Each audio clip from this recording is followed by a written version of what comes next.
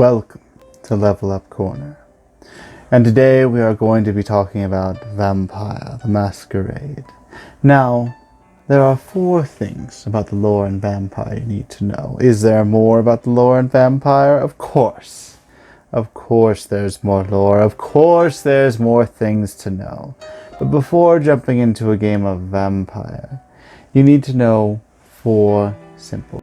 Now this is my opinion. It could differ from person to person, but I think this is the best way to prepare you so that you could play without knowing anything else about the world in which you now reside. The first important thing about the lore of Vampire that you need to know is it's hard to make new vampires now. Now why is this important? Why is it important to know that it's hard to make new vampires? Well, if it's hard to make new vampires, then it means you can't wantonly sire children. You can't embrace others and then have it all turn out good in the end. No. That means the ones you embrace might be the last who can be embraced in your bloodline from Cain, or whoever started vampirism, depending on what you believe. Now, this is important because in 5th edition, there are thin blood vampires. They're not real vampires, but they have differences. They are not really vampires. They're not really things that deserve to live in our own death, but they're alive nonetheless. You need to deal with them. If you are playing a different version of Vampire, where you can't sire any other child who is of generally 15th generation or lower, then you're in a different time than what was before. Before, 1,000 years ago, you were fine, you were in a good position, but now, since you can't sire a child, then, well, it's a sign of the end times, if you believe in that sort of thing. But all the signs are happening at once. This is one of them. This is something to take into account, that vampires have a much harder time procreating themselves, creating new spawn to die on the front lines for them, and your life may be a bit harder than what you think. Now, aside from this end time bit happening, aside from thin bloods and the world changing to a point where previous generations are in a whole new era that they have no real knowledge about, well, there are other things you need to know.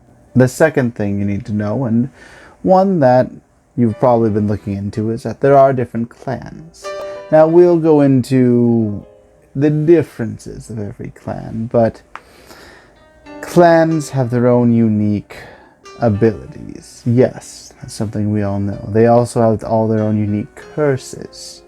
But clans also are a tight-knit group. They can be a tight-knit group, like the Tremere. The Tremere will always fight for each other first. You could also look at the Nosferatu. They may live in the sewers, and they may not like each other necessarily, but they still sort of look out for one another. There are clans that don't care as much about each other, but everyone varies. So you need to know that there are different clans that have different abilities. What abilities? Well, that's part of the fun. You'll know what abilities your clan has, but you'll find out what the others are like eventually. Now, on to the third thing that you need to know. Aside from different clans, there are also different factions of vampires. That's right. Not every vampire has chosen to go along with your little party of whatever you think is right, whether it's Camarilla, Sabbat, Anarchy, whatever. If you're part of the Camarilla, like most vampires are, then you will have to deal with the occasional Sabbat intrusion, perhaps anarchists. You may have to deal with others. And in addition to this, there are also creatures of the night. Not just vampires, but there are many other facets of the world of darkness that you will have to contend with. Now, the last thing that you need to know before jumping into the world, or at least prepare yourself a little bit, is that you need to maintain the masquerade. Now, of course, it's called Vampire the Masquerade for a reason.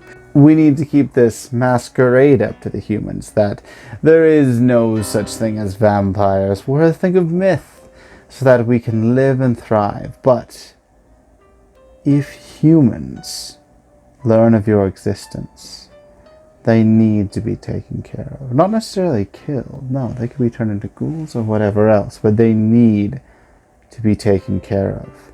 There are humans out there who know of us and who hunt us, called hunters, appropriately. There are also humans out there who have special powers, better gifts in magic than even the Tremere.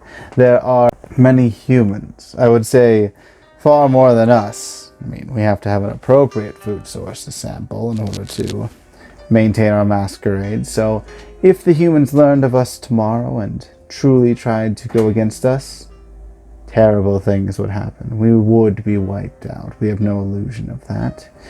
In fact, in 5th edition, there is a second Inquisition going on. And that second Inquisition is a frightening thing indeed.